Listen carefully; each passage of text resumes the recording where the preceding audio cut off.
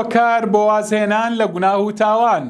خاڵی 33 بیرکردنەوە لە هۆکاری هەبوون و وجودت.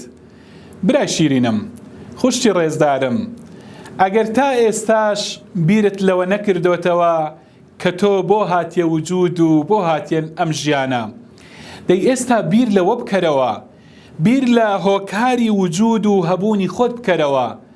ئەو کاتێک کە تۆ ئامانج دەزانی بۆ هاتیە هەبوون، بۆ هاتیە وجود، بۆ هاتیە ئەم ژیانە، ئەو کاتە هۆکاری وجود و هۆکاری هەبوونی خۆت دەزانی.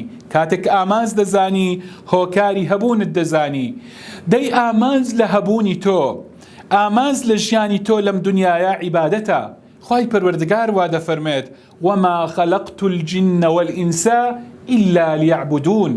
دەفەرمێ من ئینسان و مرۆڤ و جنۆکەم تەنها بۆ عیبادەت و بۆ پەرستشی خۆی، خوای پەروەردگار دەفەرمێ بۆ پەرستشی خۆم هێناونە وجود و خەڵقم کردوون.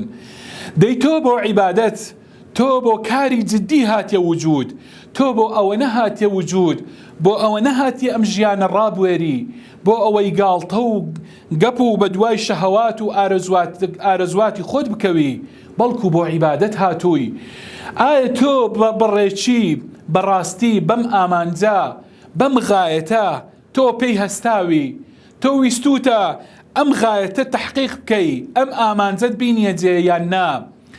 دەی یاخود ژیانی خۆت هەمووی لە ئارەزوو، لە شەهەوات و لە بەڕێکردنی ژیانت بە هەوا و ئارەزوو خەرج کردووە؟